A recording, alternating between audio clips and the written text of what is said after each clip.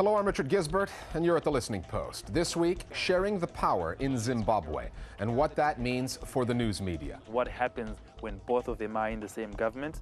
Will there be a temptation to try and muzzle the media? Going upriver in Myanmar for a story that's going untold. There's no attention from the international community. The Muslim television station in America and the case of murder. And the eyebrows have it in our viral video of the week.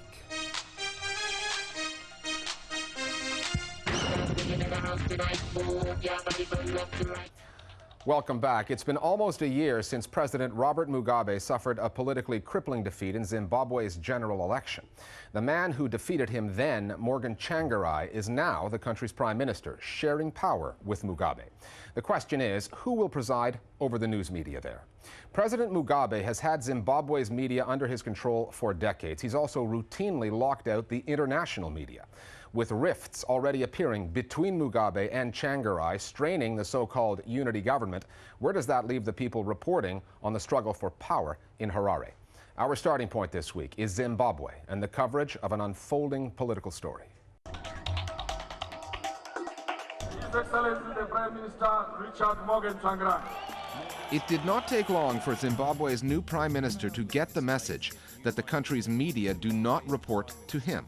Morgan Tsvangirai's swearing in was supposed to be followed by a televised address to the nation. It didn't happen. I don't think Tsvangirai has much influence, or up to this point has had much influence on the Zimbabwean media. Mugabe and the state have completely own and control all the media. They were never going to give Tsvangirai any kind of a look in to getting his message out to the people of Zimbabwe. Zimbabwe's President Robert Mugabe and opposition leader Morgan Tsvangirai finally launched their power-sharing government this week. Anyone watching the Zimbabwe story on international news channels will have noticed that at least some things have changed. Global broadcasters like CNN and BBC, long banned from the country by Mugabe's ZANU-PF government, were operating openly, despite the fact that the ban has not been lifted, at least not officially. I'm Hara Mutasa, live in Harare on a historic day. We saw a number of international broadcasters, Jazeera included, but BBC, ITV, they had journalists who were in Zimbabwe. And there's no way that the ZANU-PF government would not have seen them. This is just the beginning of a new struggle in Zimbabwe. Journalists were reporting from the stadium where Tsvangirai was giving his speech. And where a person is free to express an opinion loudly and openly. They even interviewed him at his house. The new face of government in Zimbabwe welcomed us for his first British television interview. However, allowing the international media in to cover a ceremony that symbolizes political change is one thing. Allowing the media, both international and Zimbabwean, to keep reporting is quite another. That will be up to the Ministry of Information and Communications to decide. And that ministry has been split up between Mugabe's ZANU-PF party and Tsvangirai's MDC. In the past, it all fell under one minister.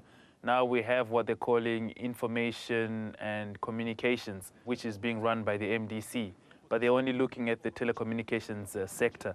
The ZANU-PF guy is the one who's going to be running the information ministry that controls the ZBC and the other state-owned papers. The most important part of this ministry remains under ZANU-PF control. The Minister of Information who will deal with the regulation issues, who will deal with journalists, who will deal with their, their licensing. The laws that control the media itself are still going to remain under the control of ZANU-PF. I think people were very disappointed when they looked at the breakdown of the allocation of ministries, because a lot of journalists felt information was a key ministry that the MDC should have fought for, because information has been a key pillar in ZANU-PF's power structure. Prime Minister Tsvangirai's share of power over telecommunications gives him an advantage in the realm of new media, the internet and mobile phones, which, through text technology, are making more and more of an impact. However, Mugabe, with his control over ZBC, the state-run broadcaster, as well as newspapers, will still feel he holds the trump card. Tsvangirai also has allies among the international media. They scarcely conceal their contempt for Robert Mugabe. May I just ask you one question, sir? On what basis do you now regard yourself as President of Zimbabwe? not just because of his record in government, but also because of the way he has treated them. Sir, you don't want your security man here to beat me up in front of you, I'm sure. Yeah, but don't ask stupid questions. Okay, but what have the British to do with Zimbabwe? Who are you? You bloody idiots.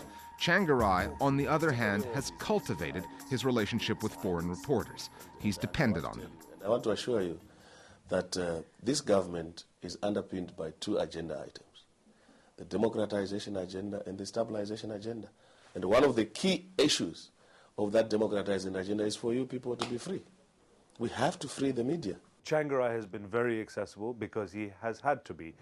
He needs the international media. He's needed them to get his message out, to put pressure on Mugabe to make the reforms. With Tsvangirai, he's been very accommodating of international media journalists. He's granted them interviews, much to the chagrin of a lot of local journalists who feel sometimes Tsvangirai gives more interviews to the international media than he does local journalists.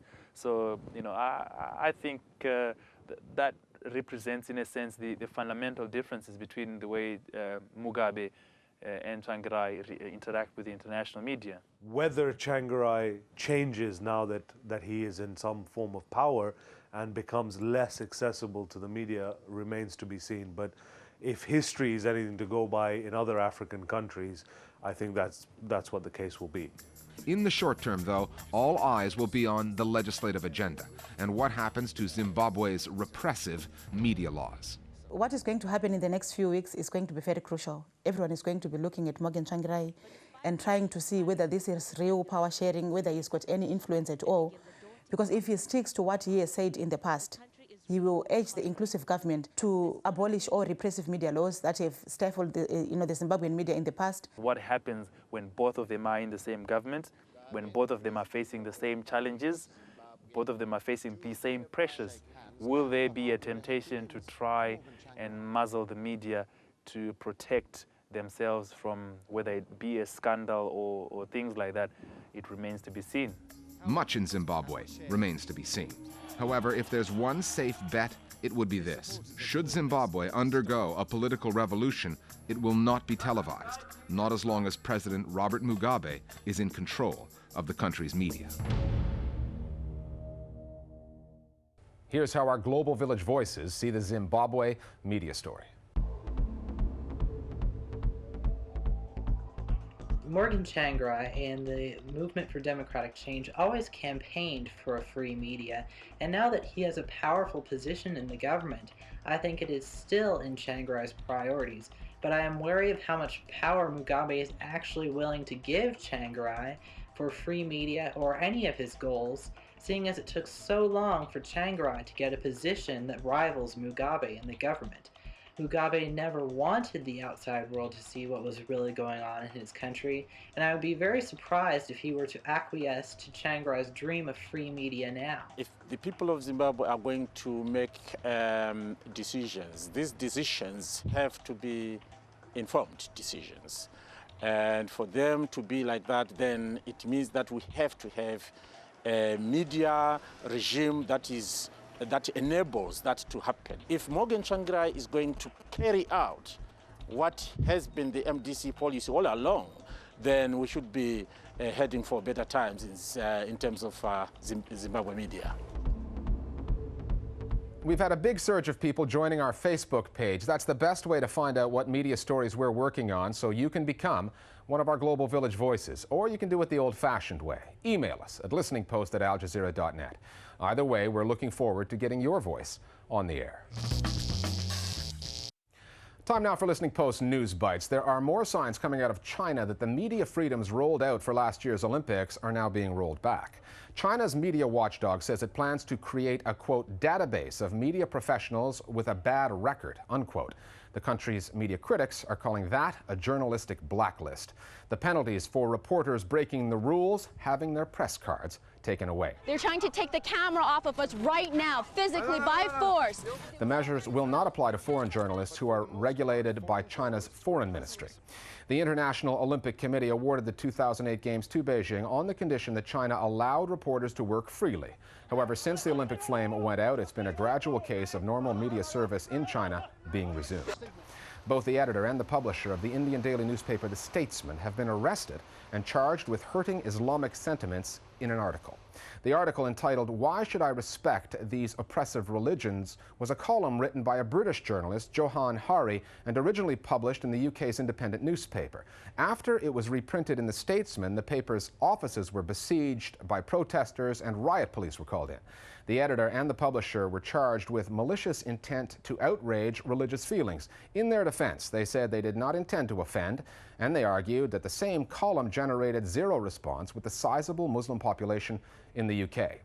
5 years ago, an American Muslim named Muzammil Hassan launched a US TV channel called Bridges TV. His idea was to change perceptions of the Muslim world. Now he's been charged with murdering his wife. We're just getting word of a really horrible story that's unfolding involving a Muslim television executive in New York accused of beheading his estranged wife. Asiya Hassan was found beheaded at the television station in Buffalo, New York, after Mr. Hassan himself had alerted the police. According to her lawyer, Mrs. Hassan had recently filed for divorce. The station's website confirmed that Mr. Hassan had been charged with the murder and requested that the family's privacy be respected. There's a new television channel on the air in Saudi Arabia, claiming to be the first of its kind. Its raison d'etre is to highlight the issues faced by the poorer citizens of the Arab world. The channel is called Al Insaniya, which means the humanitarian. According to its general manager, Al Insaniya will focus on topics such as homelessness, health, and human rights through its studios in Riyadh, Jeddah, and Cairo. The initial plan is to have the channel broadcast in Arabic via satellite, but it wants to introduce an English language service next year. And finally, an American photographer, Anthony Suau, has won this year's World Press Photo Award. His picture captures a moment within the biggest story of the year, the economic meltdown. It's an ambiguous image taken for Time magazine that shows an armed sheriff moving through a home in Ohio last March. The homeowner had already been evicted, his mortgage foreclosed upon for failing to keep up with payments. The policeman's job was to make sure that the home had been cleared of weapons. The photographer's job was to tell the story through imagery. And in this case, he's managed to convey the dangers that come with economic suffering. We're back after the break with a piece on Myanmar and a campaign to get an underreported story into the news.